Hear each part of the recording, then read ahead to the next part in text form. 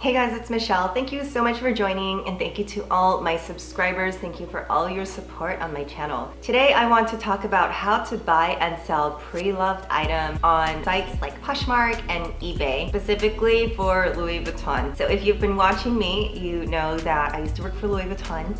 So there are certain things I know to look for when you are shopping on the pre-loved market, and I'm going to share that with you today. First of all, I always suggest looking on the pre-loved market for anything luxury, because seriously, somebody might just decide they don't want this piece, it's been sitting in my closet, or it doesn't fit their needs, and they want to unload it, and you might find something in really good condition. Now also, I've had people ask me to authenticate their items via photos they've sent me in Instagram, and unfortunately, I just cannot do that.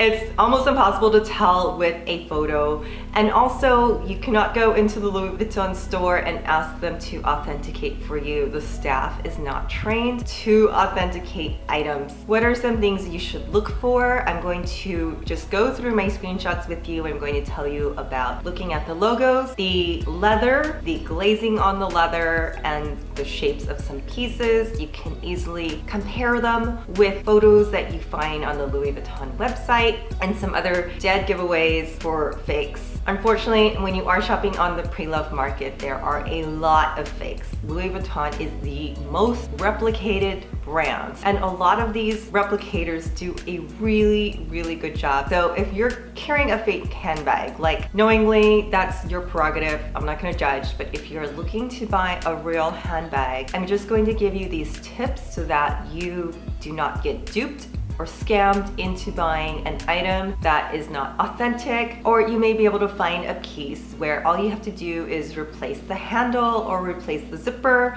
So these are also things that I look at. If I find something for a really low price, I want to look, are these pieces replaceable, and kind of form an estimate in my head of what it will cost me to replace them. And some pieces are not replaceable. So we're going to go step by step through my screenshots, and hopefully you can gain some valuable information. Now also, be patient with yourself. Don't rush to buy anything, because it does take practice just to kind of get used to a new platform.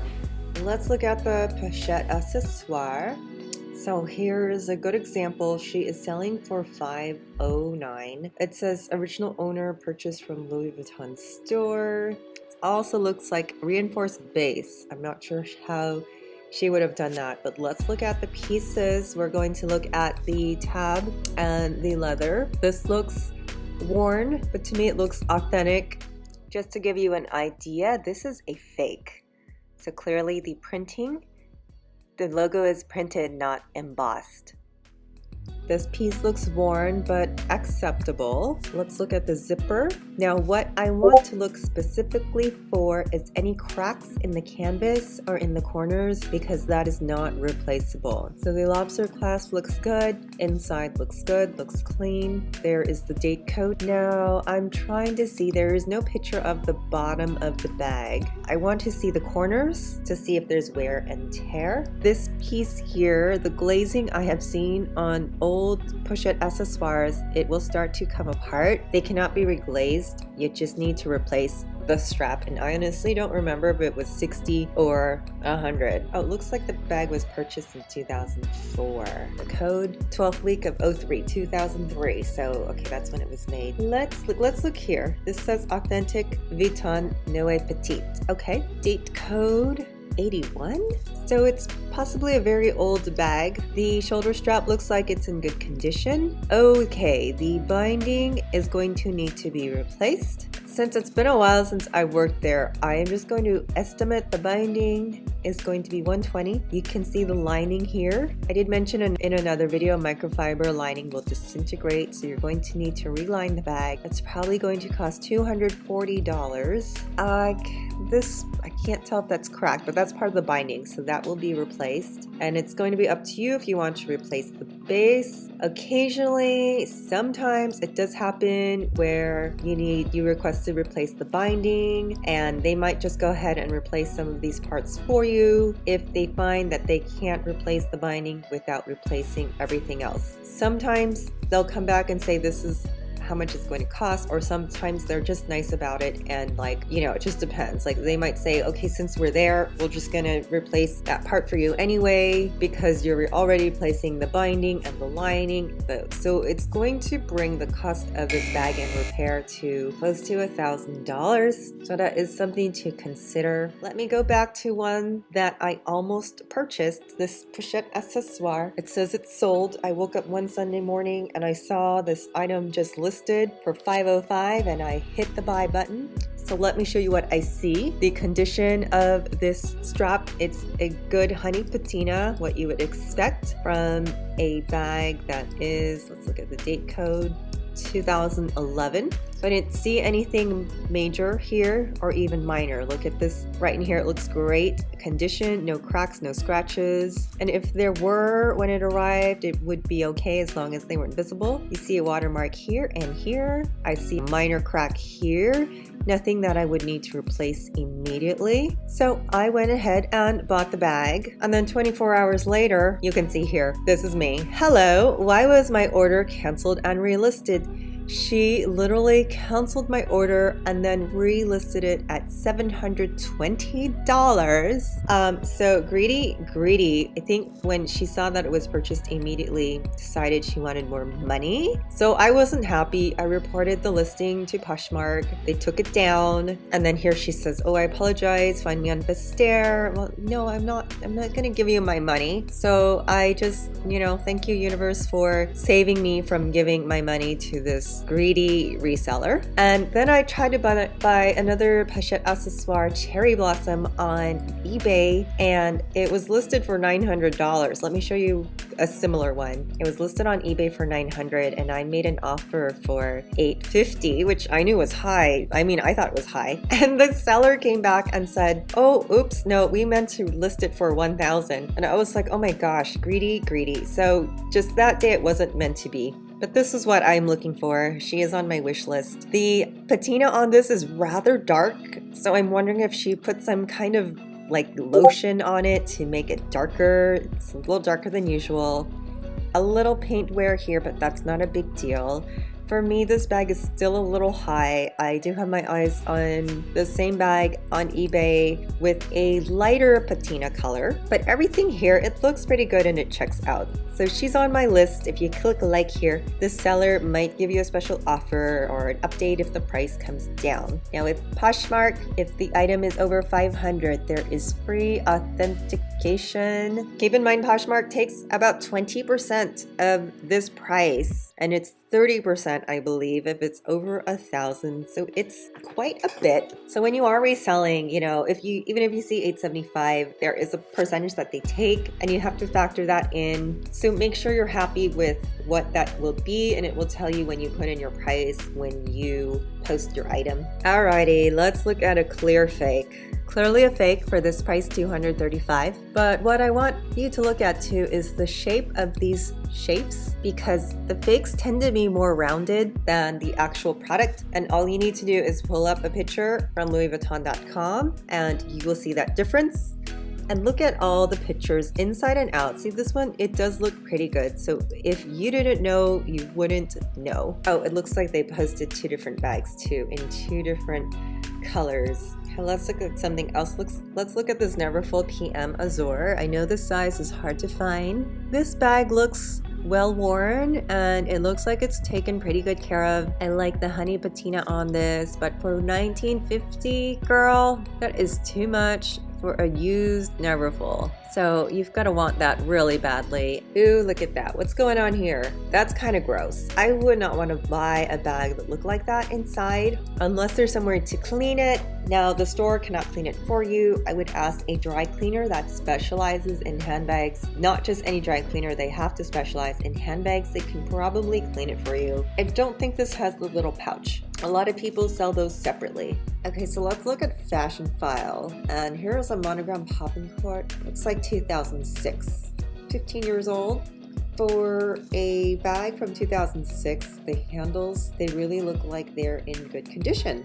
So that's a plus. The canvas looks good.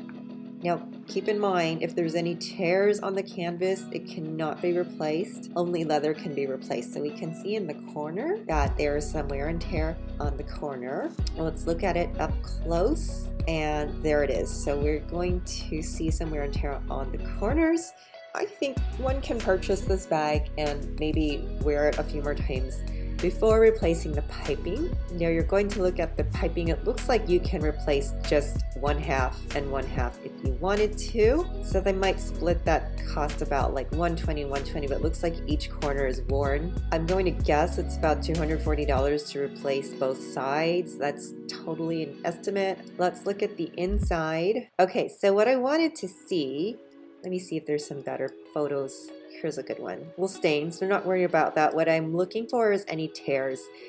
This one has a canvas lining, and with canvas linings, they're very durable. As opposed to the bags that have microfiber linings, the microfiber linings you definitely want to replace because they do disintegrate. So look at your bags in your closet. If it has a microfiber lining, it's probably disintegrating. I do prefer the canvas linings for that purpose. Okay, so let's look at the hardware. Oh, that's interesting. That rivet is upside down. I don't think it's supposed to be, and that's me being super picky, but I wouldn't question its authenticity just because it's upside down. There are some bags that are fake. That's a dead giveaway if you look at the straps and the glazing is bright red. So for older bags, like if you go buy a new Speedy, the glazing might be red, but for older bags, it's not going to be red. This one I would say is authentic, and also I believe Fashionphile, here we go, authenticates. I've never bought from them, so I don't know. We'll have to click to learn more about the process. So by looking at this, if I were to purchase this bag as pre-loved, so $575 is not bad. Let's say give and take $240 to replace the piping. So you're still paying under $1,000. Oh, and look, you can sign up for a discount alert. Here's an Epi Speedy. That's a pretty good price at $670. I'm pretty sure it sold for close to $2,000. And here's an example of how the Epi leathers, their resale value is not nearly as high as the monograms. Even though they're leather, they're just not as popular. It definitely has a different look. Epi leather is very durable and it wears very well. So if you are into the shape but not into the brown monogram logo, $670 for an Epi, just first glance, it really doesn't look like it needs any repairs. Look at this, everything looks good. It might have some scratches, looks like it has some creases. But your Epi leather wears very, very well. And even if you do scratch it, you can hardly see it because you can see the grain here. Hopefully I've given you some good tips on how to peruse the pre-loved market. Now my number one tip here is make your list of things that you want and that you're looking for. That way you're just not perusing and see something and buy it. It's like the best way to impulse buy, and then you have this item sitting in your home. Now keep in mind, you could say like, oh well, I'll just resell it if I'm not using it, but don't forget about those seller's fees. It could be up to 30%, so you will lose money if you're impulse buying. Okay, admittedly, I look for a lot of things on Poshmark and then I end up buying things, so we're kind of break even, or maybe Poshmark has a little more of my money at this point. Now let me give you some tips if you are the seller. Now if you are selling your item, you want to make sure that you stage it properly, meaning the item is clean, polished, no visible dirt. If it's a bag, you want to maybe stuff it with some paper so it looks structured and it looks nice. It's not flattened and crumpled. Nobody is going to want to buy that even if it's in great condition.